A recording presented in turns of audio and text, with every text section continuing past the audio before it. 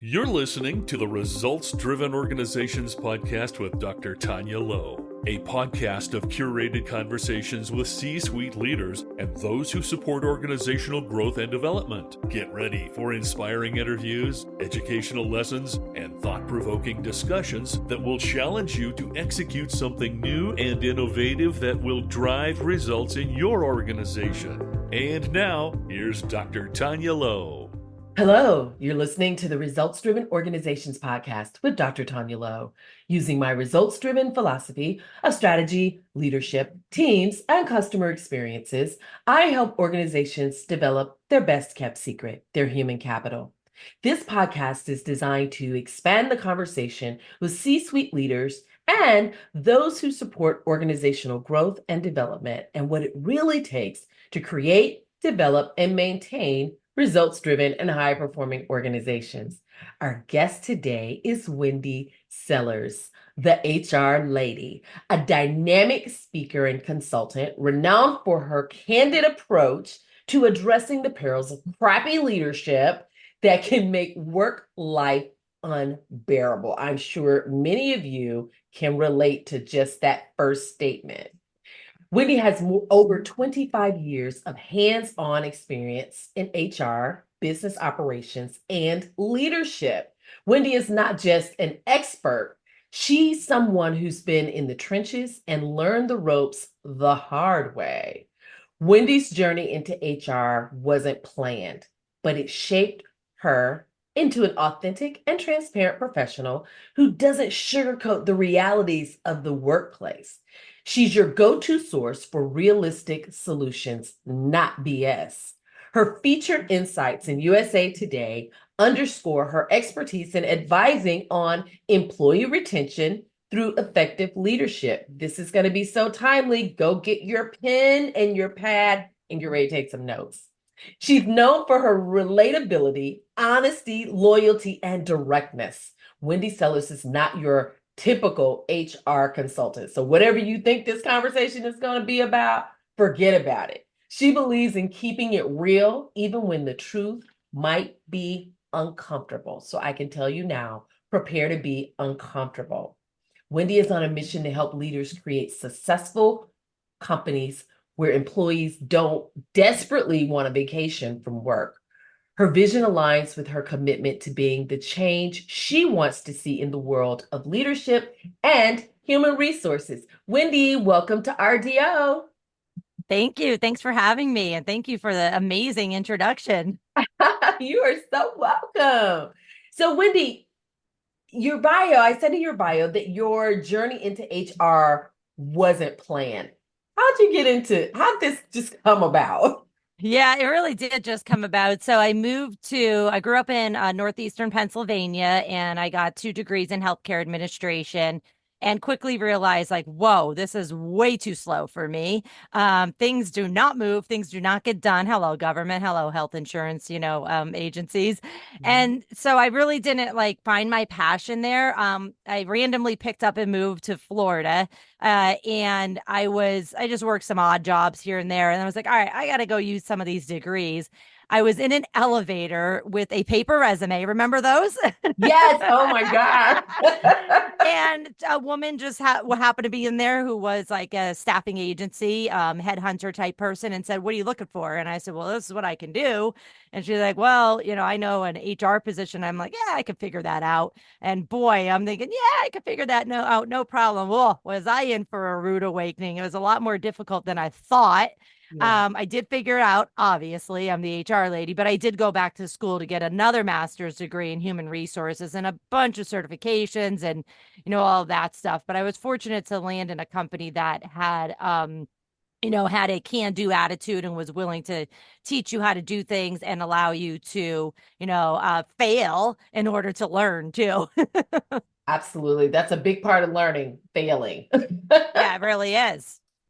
Wow. Well, thank you for sharing your story with us. Sure. We're going to jump right in. There's so many things that we can talk about around HR, and especially, pre-pandemic and post-pandemic, if there's such a thing. But the first thing I want to ask you is why do you believe employees are quiet quitting?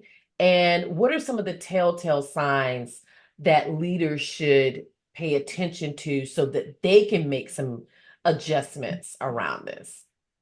Yeah, that's a difficult assessment to make because it is an assumption, and think about the first three letters of that word there, assessment and assumption. It's definitely, just because somebody might be having a bad day. They might be going through something at home and then they're unengaged, but that doesn't mean they're walking out the door. So, first of all, it's very important for managers to know who the heck their employees are. And I don't mean getting like, a deep dive into their personal life, but if an employee does share something with you, your radar should be going off and like, how can I help this employee if they're going through a divorce or, a medical issue, whatever it might be. Okay, what resources do we have on hand that we think the employee should know about, but they probably don't because they just don't. We usually don't communicate our great benefits very well. So just number one, knowing your employees and again, not butting yourself into their personal lives, but at least know like something's off with them. Okay, that's only happened a day or two. I could walk away from that now. I don't have to worry about it. Or they've been like this for a couple weeks now. I need to talk to them. It's interesting, right? Oh, I have to talk to my employee. What? I have to talk and I have to listen to them.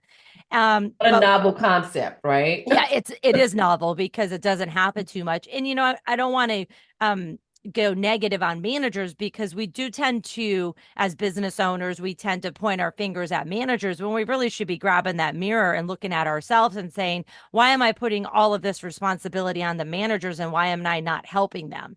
Managing today takes a lot more time and a lot more skill than it did just 5 years ago, never mind 10 or 20. So, always just making sure I know what's going on with my employee. But if your employees no longer engaging in meetings, they're like, nope, I'm not giving my opinion anymore because it doesn't matter. That might be a sign that they're quiet quitting where they're just saying, I'm just going to do my job and not do more than is required. And that's fine because guess what? They're still doing their job. But of course, if we have an engaged employee, we want to keep them engaged. We have an unengaged employee, we want to move them to, up towards the engaged status or out the door, even if it's going to be painful to have that empty position. So if they're just not interacting with others anymore, they're doing the bare minimum, which is still appropriate in the minimum. Right. If they used to be somebody in a meeting that would raise their hand or just speak out and and have discussions, and they're not doing that anymore, they may have one foot out the door or just quiet quitting. Which the difference of quitting and quiet quitting is doing the minimum requirements of the job. And if your manager's not a great manager, those minimum requirements might be good enough. They might also, again, like I said, have something else going on, or they might have a second or third job that they're just tired. Yeah. Well, if they're working a second or third job because you're not giving them enough money and that's the reason they're doing it, well, what do you expect of them? Like, you can't expect them to go above and beyond. They can't. They're physically tired. How about we talk to them about why do you have that second job? Let's put you in a different role where you can make more money here. Here's the training for that. Here's, the tools for that.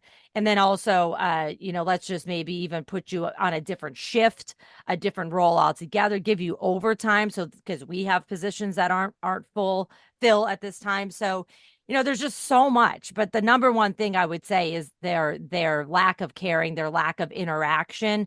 There's a difference between somebody who is quiet quitting versus somebody who is just there to take the paycheck and not even do their job at all. And that's back to managers managing their human beings. Yeah. Yeah. Oh, that's good stuff.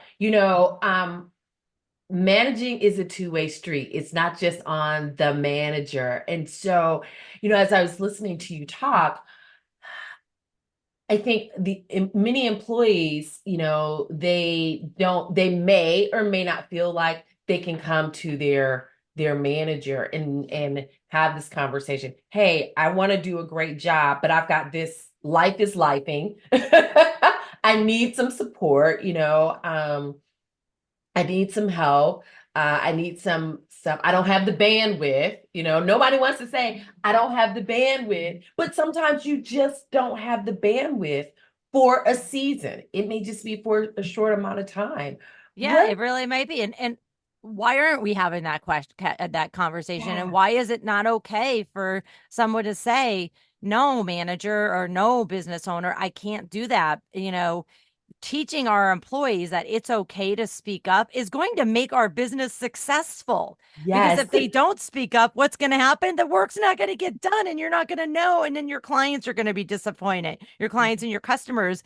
And then you're going to find out real quick, oh, my employees didn't have the bandwidth.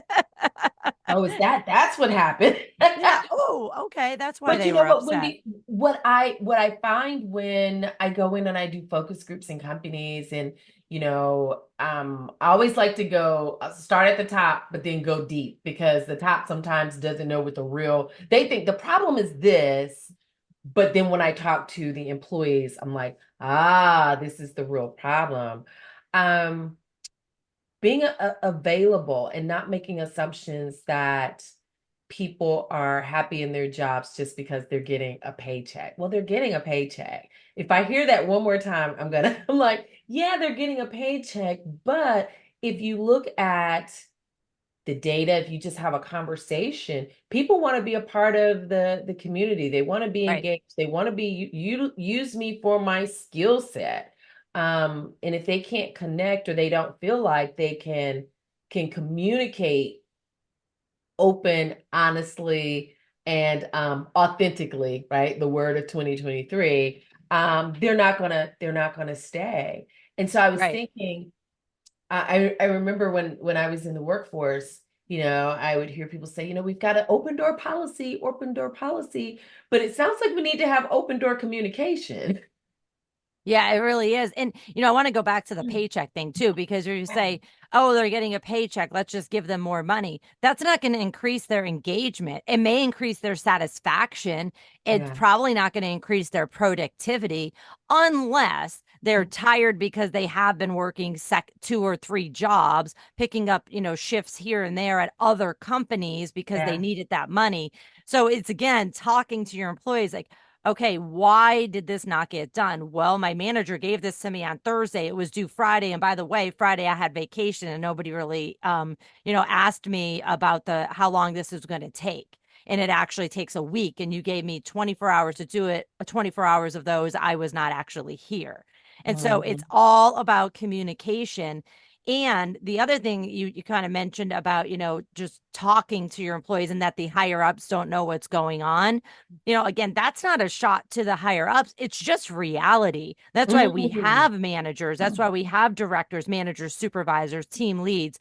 They know what's going on. So higher ups, ask the people that are closest to the front line what is really going on. And this is important for HR people too when we're creating policies like on PTO or sick time or whatever it might be. Oh, we're going to have them do this and you need 2 weeks notice. The managers and the supervisors are usually like just rolling their eyes going, it's not going to fly with my team. Do you have Yeah. any idea who we're talking to right here? And then we roll out these policies that seem great to the executives and the HR team. And then the actual employees get them and they're like, are you out of your mind? This policy Mhm. is on crack. Right. Right. Policies that just don't work, um, create organizations that don't work. Exactly. Yeah. Exactly. Yeah. So we've been talking about engagement and disengagement. And I saw a Gallup study, I think it was 2022, and it stated 32% of full and part-time employees are engaged, and employees who work exclusively remote or hybrid tend to have higher levels of engagement.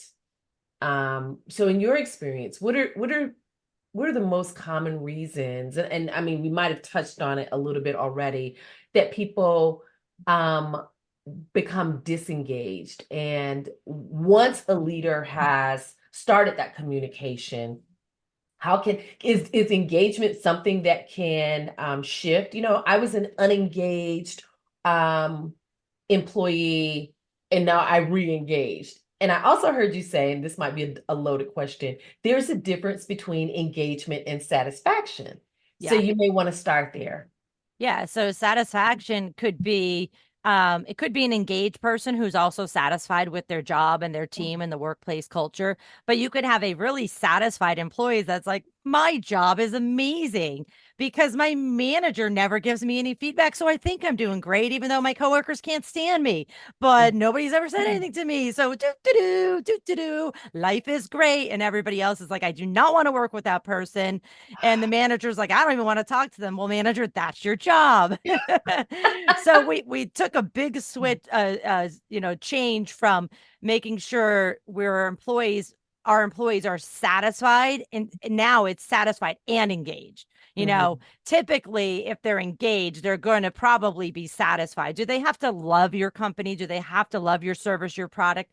Absolutely not. If you asked me 10 years ago, I'd be like, ideally, yes. But right now, we don't have enough human beings of working age to fill these jobs. And even if we did, or we do, they don't have those knowledge, skills, and abilities that are necessary in today's world to fill these jobs. So first of all, we're already going to be hiring an employee who probably doesn't have everything that we need. So now we need a training and development program, a real program, not let's try this out and figure out if it works. Like, we need to be training people before they even start the job. Here's the full onboarding program. That's 90 days, not 1 day. That's called a piece of paper. Yes. It's like filling out your tax paperwork and a few other things, to make sure that you're eligible to work in the United States. That's not onboarding. That's just a form. That's part of, the onboarding experience. So, satisfied and engaged, two different things.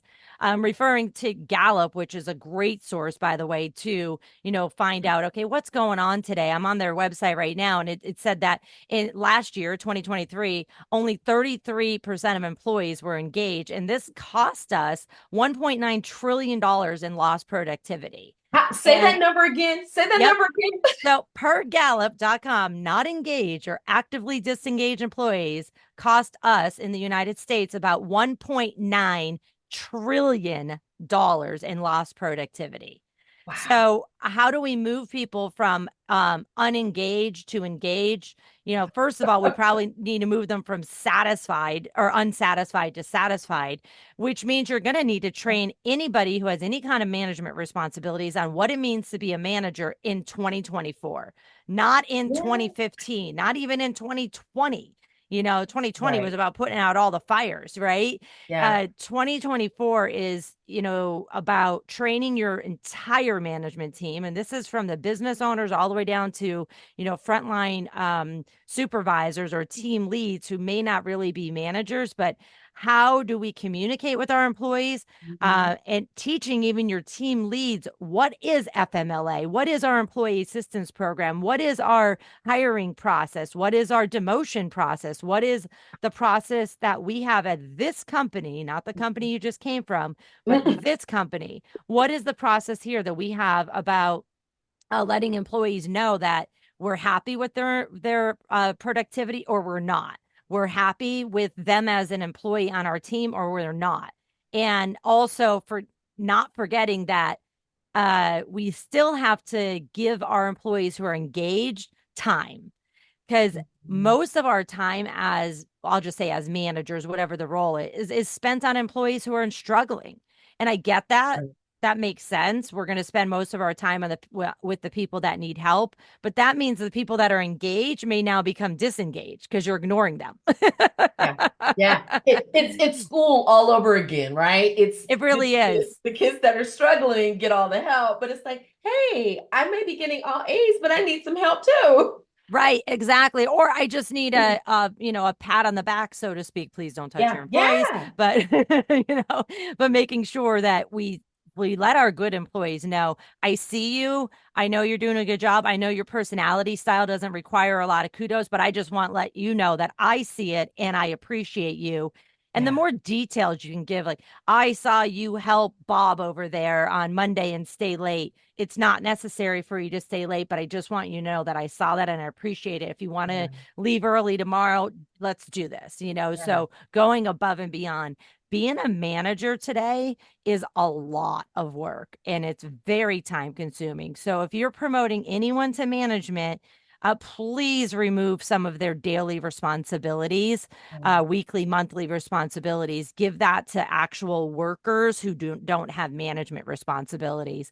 And, that's a tough sell, right? Because you're like, well, I promoted you to manager. I'm giving you more money. Now you need to do your old job and this. No, no, no. Like I said, money's not going to keep them. It might keep them for a while because now they could say on their resume and their next interview with somewhere else, I made this much amount of money and I'm leaving because they gave me too much work. But a new company will be more than happy to pay them the large amount with less.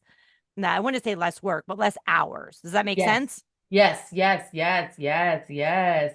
Wow, this is a very timely conversation. It's very timely, because I don't believe in some of the organizations that I work with that people really, um, they're prepared for leadership. They're prepared for that next level.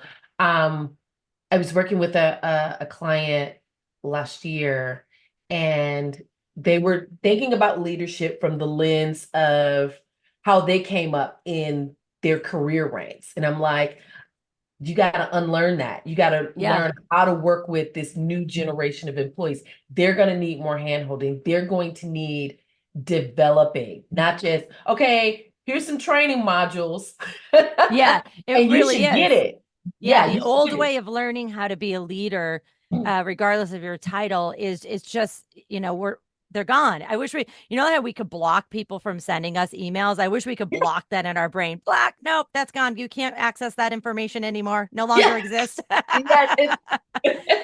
But You going can't do back, the update. You can't. yeah, You nope, don't do. sorry. This You this got to app get a is hold of no the longer phone. in use. You have till 5 p.m. today to get everything off this app. Otherwise, it's gone. But Yeah. going back to your question about the difference between hybrid and on-site or exclusively remote, those Yeah. workers' satisfaction. So yeah, Gallup did come out this information that hybrid workers actually have the most engagement right now at 52%, where on-site workers only have 21% and 27% for exclusively remote. I really don't care if you're hybrid, in-person, remote. Just Mhm. get out of your mindset that just because you see your employees, whether it's on Zoom or whether it's physically sitting next to you, is management. It's not. It's And the people that obviously I can't speak for everybody, but majority of people who can work remote want to work remote, either full time or partially on a hybrid basis. That Mhm. is not going to change. These large companies that are in the news and they're forcing everybody to go back to the office, it's going to fail for them. That's my prediction. You can put this all over the internet. I don't care. That is my prediction. It's going to fail. I Yes. personally think that they're probably just saying, okay, you don't come back, you're terminated for a violation of our policies, and then we don't have to lay you off because we're about to do a mass layoff and we don't want to include your head count in there, with Mhm. all the laws that we have to follow. That's what I think, because corporations have to appease to their stockholders, and we could talk about that another time. That's wrong, is what I Mhm. believe. It's 100% wrong, but it is what it is. That's kind of how Yeah. businesses run these days. That's going to need to change, though. The amount of money that the corporations and their investors are making, it's going to need to change if they want to make any money. Absolutely. They need to listen Absolutely. to their employees, who are the ones that make them money. So if Yeah. your employees want X benefit or X money or hybrid or remote, figure out a way to make it happen. But Yeah. that is going to require management training. So Mhm. again, regardless of where your employees are located and where, if they work hybrid or in person, management training and management, constant leadership development is going to be necessary, Yeah. because you have to engage your employees, whether they're on the phone with you on a Zoom call or they're sitting right next to you. Just seeing them is not engaging them. They could still be sitting next to you playing on Facebook. You're just not Absolutely. you're just not looking at them. You're like, well, they're sitting there, so I'm happy. Wait, they're sitting there doing nothing and you're happy now. Yeah, you're happy because they're sitting there, or they're walking around with their yellow notepad. They're just walking around with their yellow, and they're doing nothing. So, Yeah. um, a lot of changes need to take place. In 2020, the World Economic Forum came out with a report that said by 2025, 50% of the workforce was going to need to be upskilled or reskilled. We're a year away. We're less than a year away from that. And we've been talking about that a lot in our company and talking to organizations about that. And uh, organizations that haven't really, taken a deep look at who do we have in our company? Who are we having the most problems with, or they need some skill building? That's going to hit really hard with, technology is always changing. Once you learn it, it's already obsolete. But just, going back to how we lead, how we manage people, what's necessary as far as training. If organizations have not put something in place, they're going to be behind. They're going to be behind the eight ball. They're not going to exist. That's what's going to happen. I mean, that's what happened during the pandemic. I mean, we've been saying this for a decade. You're going to need new skills. You're going to need new skills. You're going to need new skills. We need to train people. What's the first thing that always gets cut when somebody is going through, a company's going through hard times? It's usually all the programs for employees and training, any kind of training. Hey, we have a new, manufacturing organization. We have this new technology here, this new tool to make our product, and we need to train our employees on it. Oh, that costs us a little bit more than we thought. We'll just wing it and we'll do on-the-job training, but we didn't train the person who's doing the on-the-job training how to train people.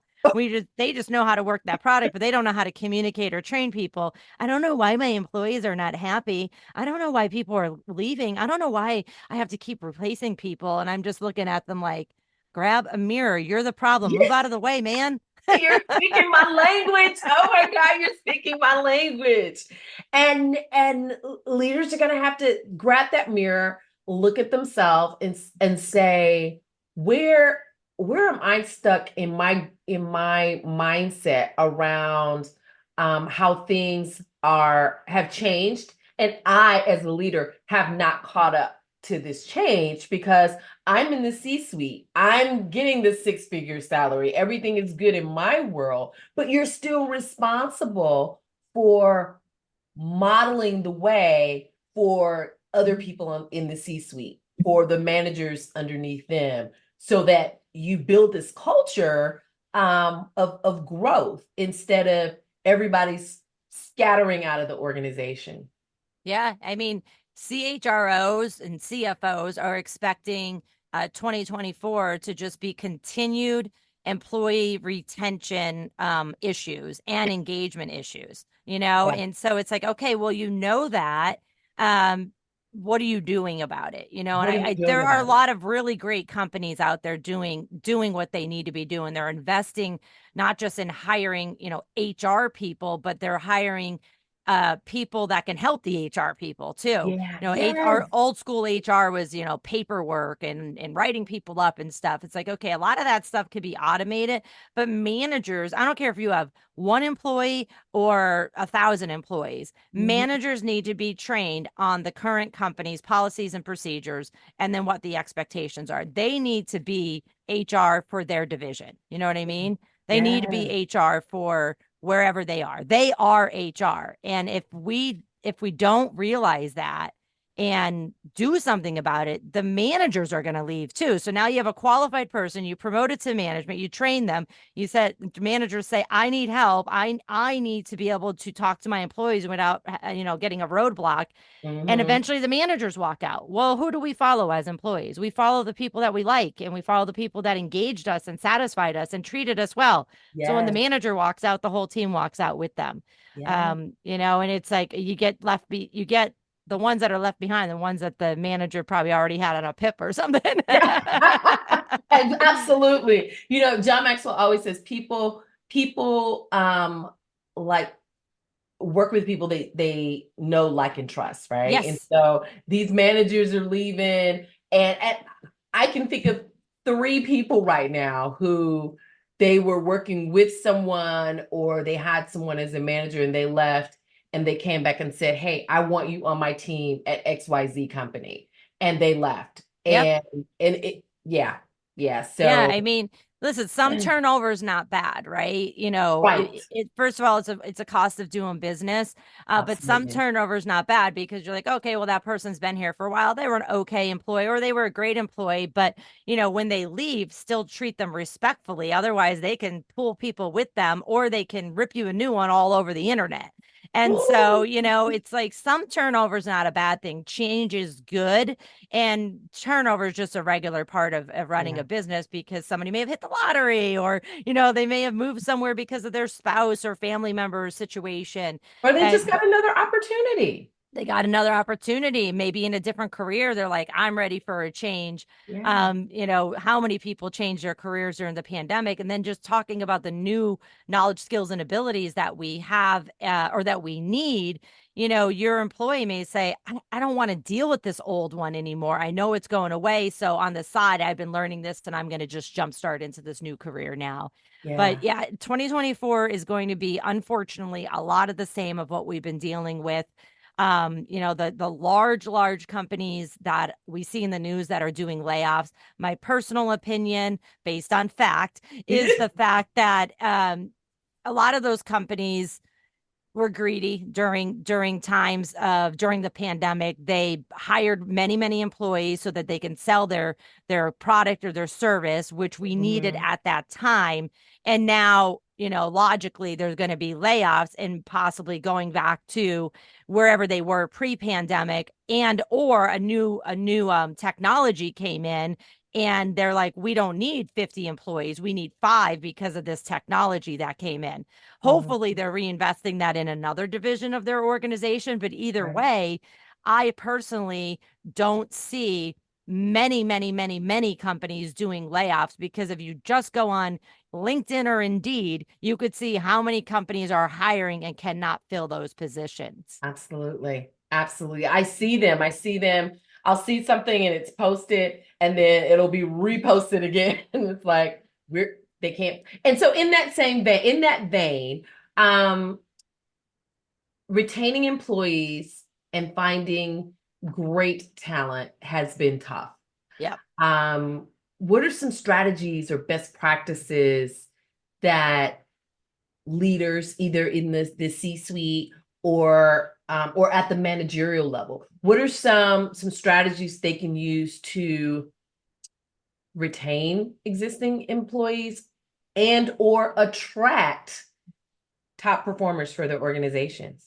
Sure. So we'll go with the retention of hopefully good employees, is because we're going to be, giving the managers training and teaching them how to communicate and give Right. feedback. So first of all, feedback. Feedback should not be once a year. That's too late. If you're only doing reviews once a year, you throw it out. Just throw it out the door. It's not even, Burn forget it. about it. Yeah, Burn burn it. it. Just don't do any reviews. So I'm the HR person that says, performance reviews they're BS and they're a waste of time. And I Mhm. mean that when they're only done once a year. Mhm. You should be talking to your employees on a regular basis. Now, a regular basis is something that is different from business A to B to C. Ideally, I would love every manager to be sitting down having a formal, but it doesn't have to be scary, cup of coffee, whatever, with their individual employee every 30 days. It Mhm. gets easier. The first one, your employee may be like, what are you doing? What are you talking to me for? Mhm. But then it gets easier because then the employee knows, okay, I have a meeting with my manager in 3 weeks. So I'm going to prepare for this. I'm going to give them this proposal on my training and development plan, or I want to go take this class, or I have a QC project that I want to help with. They don't have to wait 6 months. So, monthly conversations, they can end up being 5 to 10 minute conversations or over a cup of coffee. That also gets you to know, oh, hey, you don't look so great today. Oh, my spouse has COVID. I'm taking care of the kids. Oh, geez, I didn't know that. We have a sick time policy. Why don't you just take the rest of the week off? Yeah. That is engaging your employee now, saying, wow, my manager cares about me. the manager may already care about you, but because they don't have time to talk to you and they weren't forced to talk to you on a monthly basis, it seems like they don't care about you.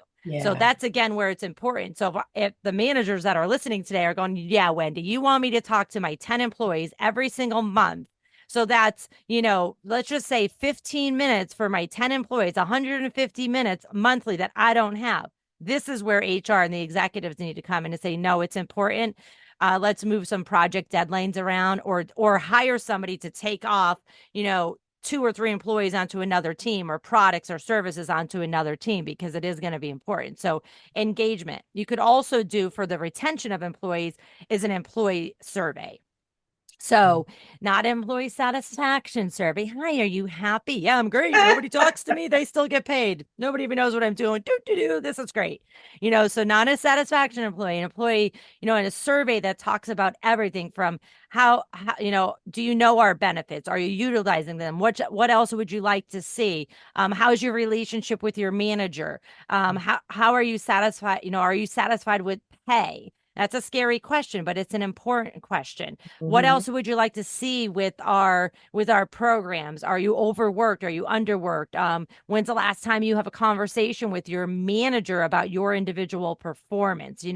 Things like that. And folks, please don't do this alone, because the questions that you ask, most of these are going to be on an online survey, where also remember, if you have employees that don't have access to email or a company computer, to have some kind of portal available, like a tablet or something like that, so that they can complete the survey in the break room, things like that. So make sure that you do get an expert involved in it, because depending how you word the question, the answer may not be valid and reliable, because you kind of led the question into answer this, and why even do it then?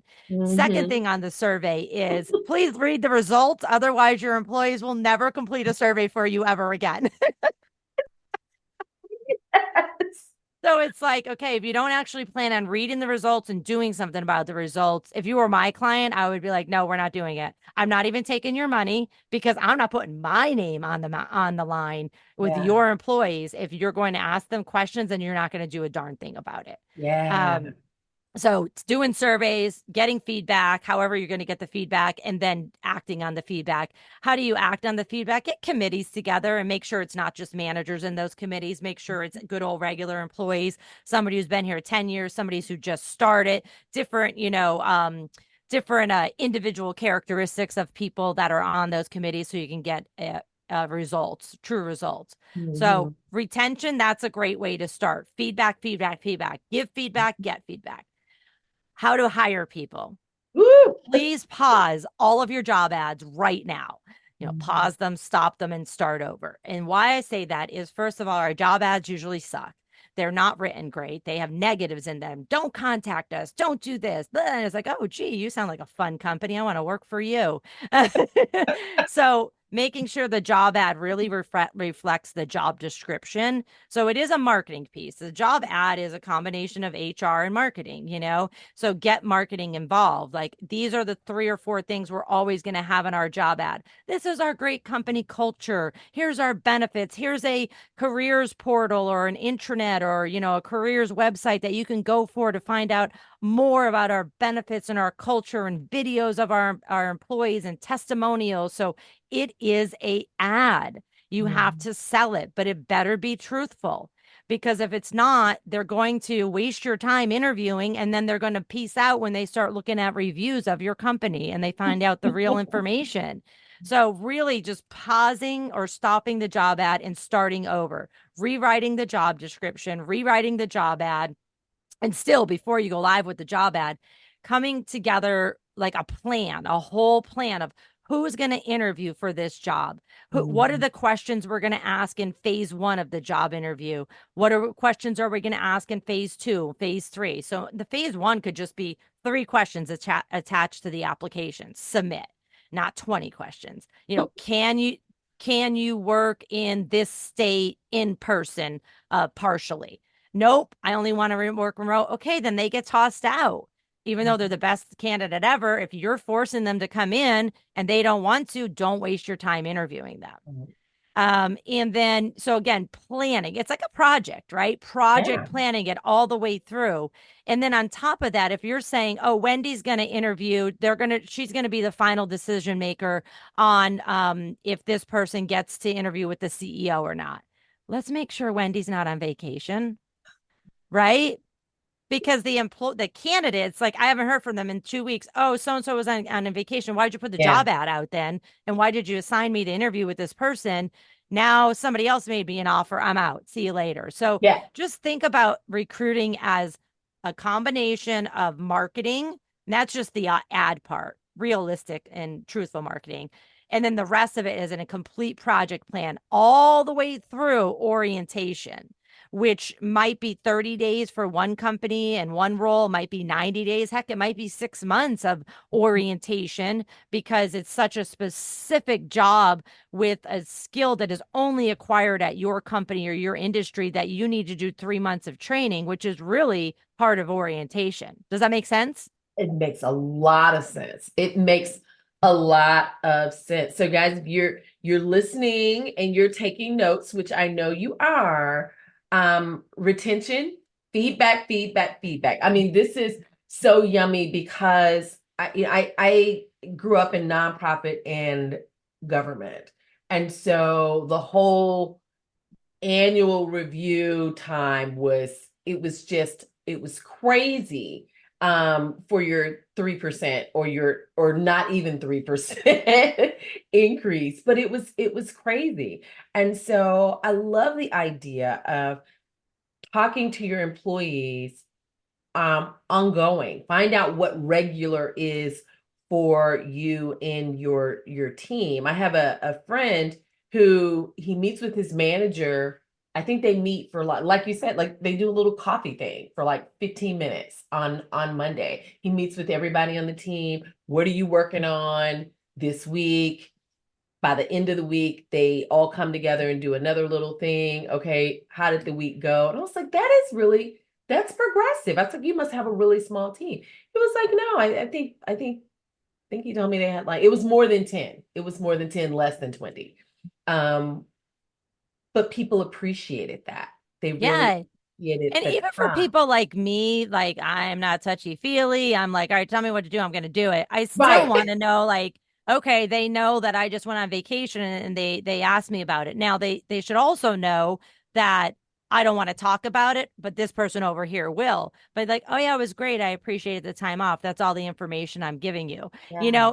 And the managers need to be trained on that, on personality styles, And it's personality traits. okay. It's Yeah. okay. It doesn't mean you're not a team player because you don't want to tell me all about your vacation. Yeah, it has nothing to do with you. It was private situation, and that's it. Where other people will tell you for 75 minutes of your 15-minute conversation about it. So you got to learn then too of like, okay, this is when I communicate with this person, my 15-minute conversation is going to be 30. When I have the conversation with this person over here, my 15-minute conversation is going to get wrapped up in 6. But they were both effective, you know. Exactly.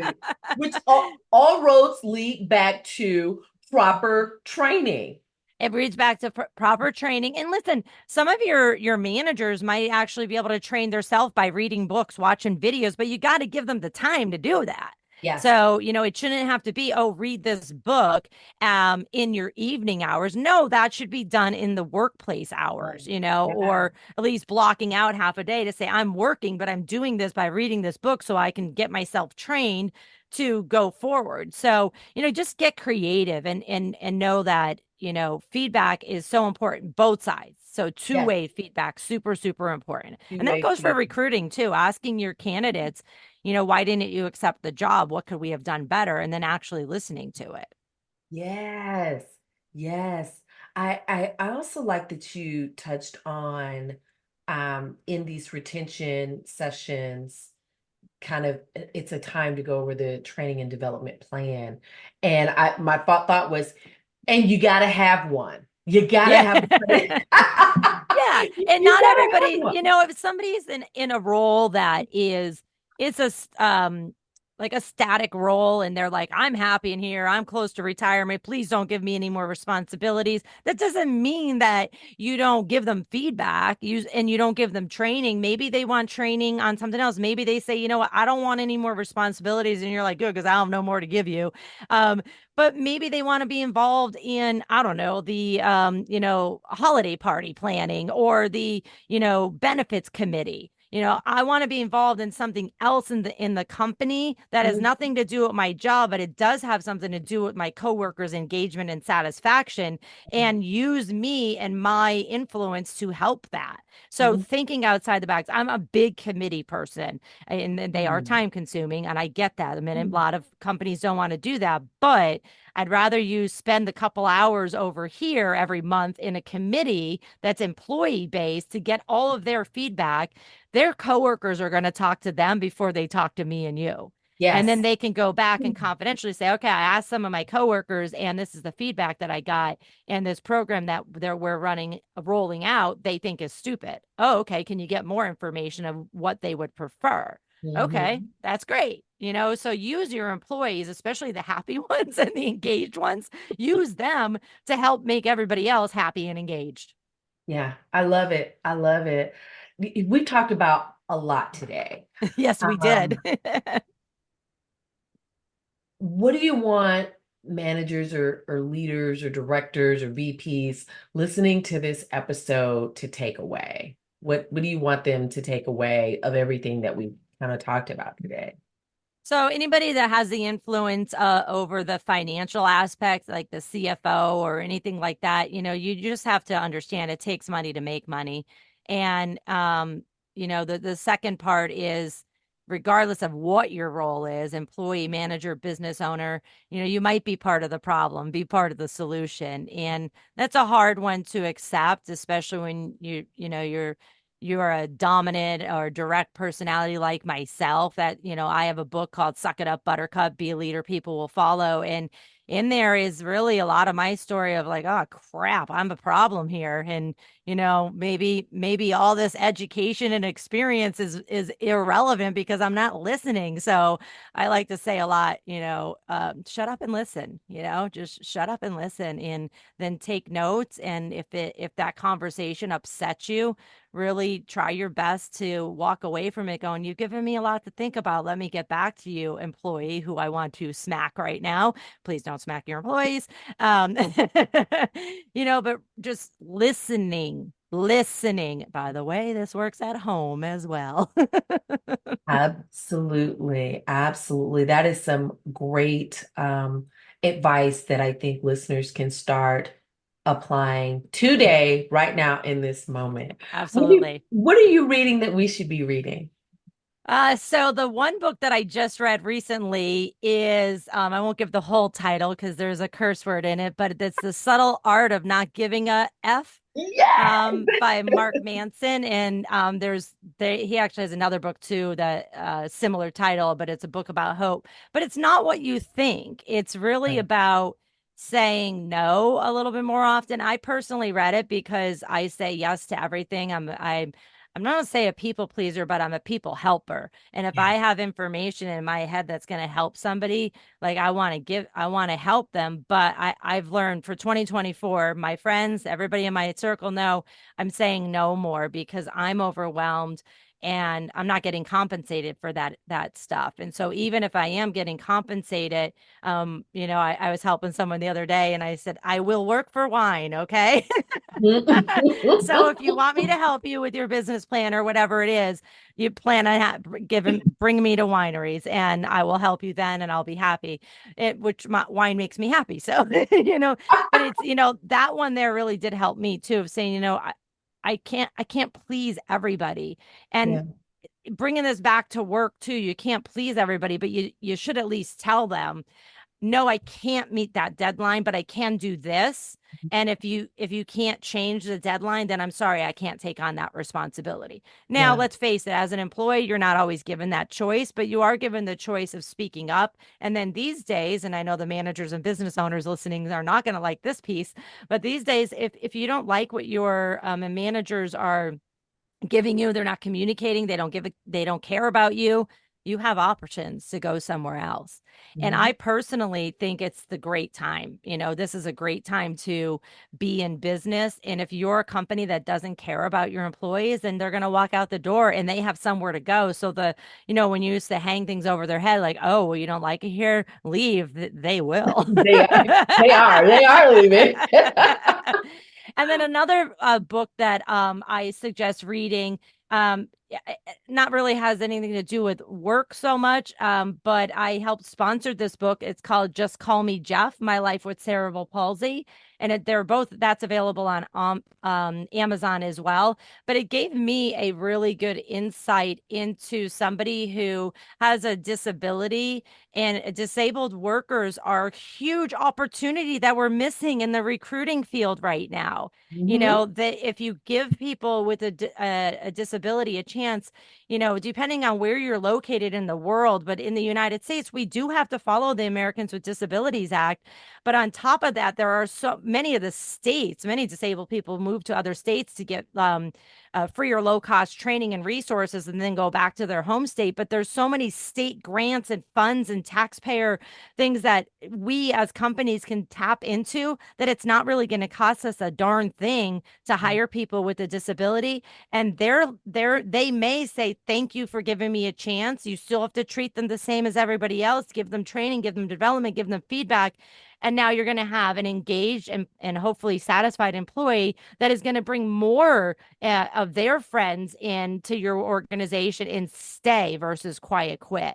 So, there are two books that I would say different aspects, but they can help you as a manager, as a business owner to say, you know what? I might be part of the problem. We can't find workers. Maybe I need to think of things a little bit differently and be part of the solution by changing who we're hiring, or in addition to who we're hiring, so that we can make a long-term change in this organization. I love it. Good stuff. The Subtle Art of Not Giving Up. And many of you have probably seen that book. It's a great book. Go ahead and add it to your library. And if you don't know what the ending is, it'll be in the show notes. And Just Call Me Jeff, My Life with Cerebral Palsy. I love that. This has been great.